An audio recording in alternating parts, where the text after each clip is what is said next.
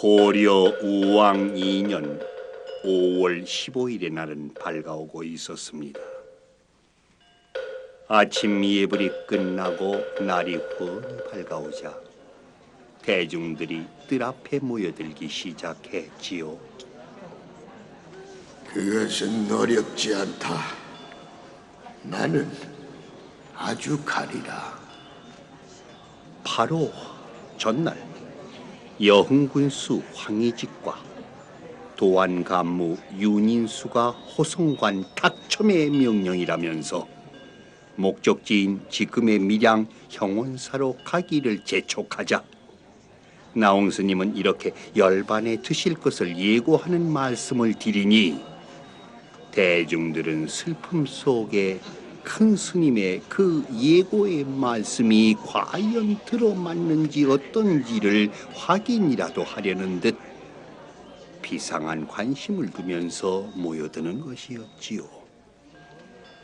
한편 이때 목욕을 하시고 장삼을 갈아입으신 나홍 스님께서는 명신이 받드는 가사를 수하시고 명신에게 물으시는 것이었습니다. 어떠냐? 단정해 보이느냐? 예, 큰 스님. 스님은 시자 스님에게 분부를 내리셨습니다. 대중들을 오게 하라. 예, 스님. 이윽고 대중들이 스님의 방에 모여드니 방 안에 든 이도 있고 뜰 아래 서성이는 이들도 있었지요. 스님은 입을 여셨습니다. 네, 이제 갈 시각이 다가오고 있으니 마지막으로 물을 것이 있으면 물으라. 잠시 숙연한 기운이 감돌았습니다. 그러다가 이윽고 한 제자가 여쭈었지요. 스님, 이런 때를 당해서는 어떻게 해야 하오리까? 이런 때를 당해서는 어떻게 해야 하오리까? 모든 대중들이 묻고 싶은 질문이었는지도 모릅니다. 명신은 속으로 내었지요. 정말 큰 스님, 이건 범난입니다. 그리고 스님께서는 희생이 되시겠다고 말씀하신 적이 있습니다. 이럴 때 우리는 어떻게 해야 합니까? 이렇게 보고만 있어야 합니까? 이윽고 나홍 스님은 우러러 보는 대중 앞에서 주먹을 세우셨습니다. 그것이 질문에 대한 대답이었습니다. 제자는 다시 여쭈었지요. 사대가 각기 흩어지면 어디로 가나이까? 그러자 스님은 두 주먹을 맞대어 가슴에 대시고는 말씀하시는 것이었습니다. 오직 이 속에 있느니라. 그 속에 있을 때는 어떻사옵니까? 별로 기특한 것이 없느니라. 무슨 뜻인지. 또 한 제자가 여쭈었습니다. 어떤 것이 기특한 도리오니까? 그러자 스님은 눈을 똑바로 뜨셨습니다. 그리고는 제자를 자세히 보면서 말씀하시는 것이었지요. 내가 그대를 볼 적에 무슨 기특한 일이 있는가? 그 물음에 제자는 입을 다물고 말았습니다. 이후에 몇 가지 질문에 대답하신 스님께서는 이윽고 대중에게 말씀하시는 것이었으니 노승은 오늘 그대들을 위해 열반 불사를 지어 마치리라. 큰 스님. 그리고는 조용히 열반에 드시니 그날 진시 곧 아침 8시경이었습니다. 그런데 스님이 입적하시자 신기한 일이 연달았으니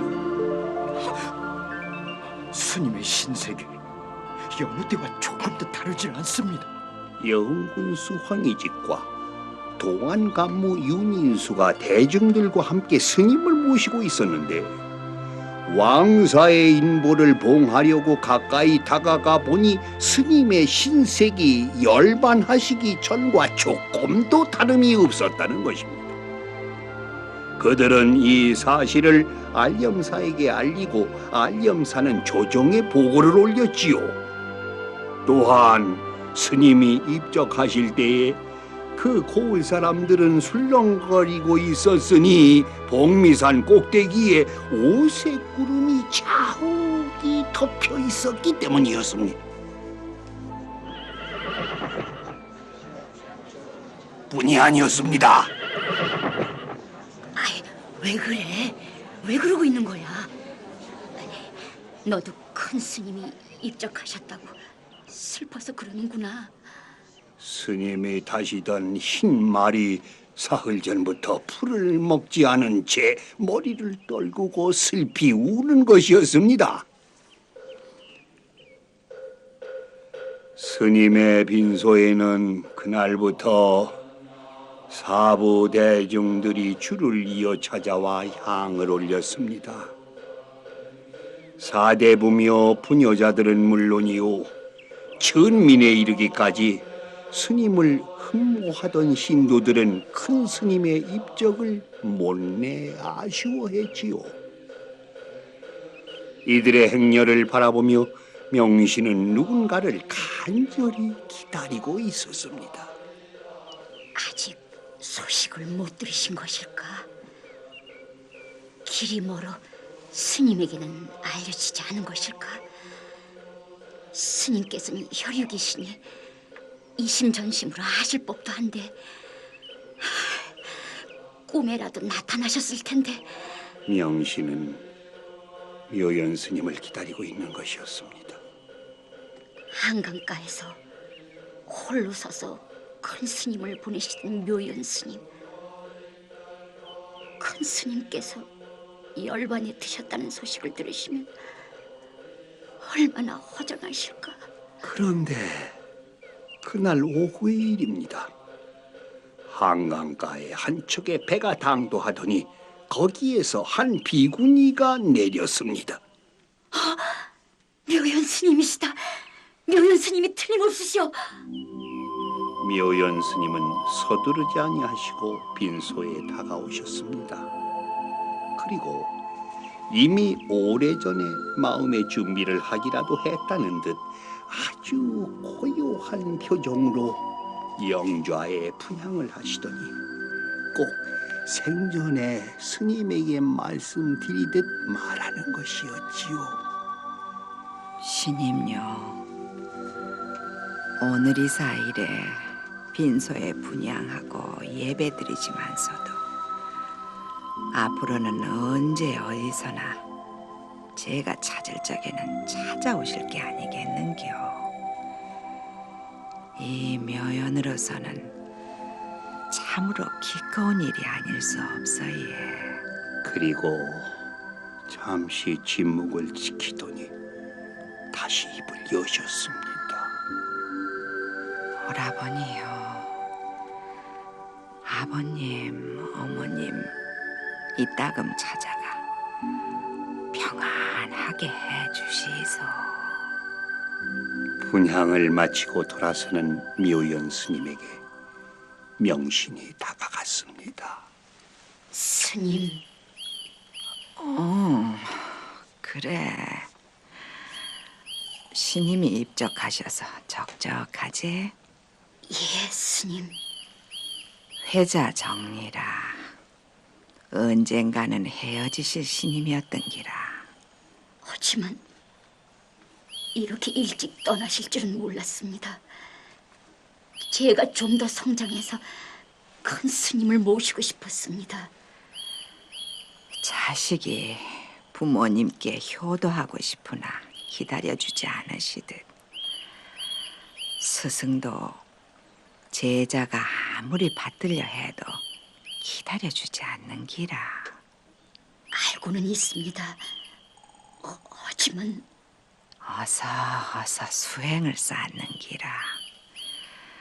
훌륭한 스님이 돼가 위로는 보리를 구하고 아래로 중생들을 교화하는 기라.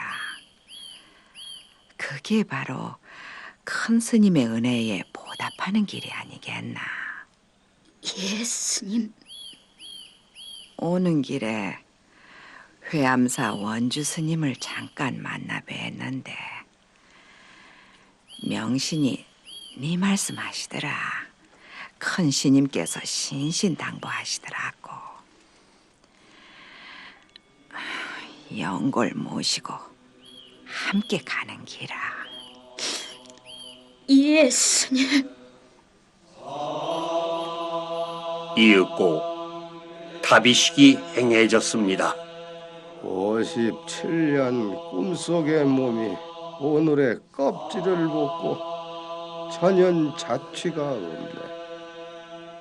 부모한테서 받은 몸을 불에 붙이니 한 줄기 신령한 광명이 번쩍이며 빛나는구나.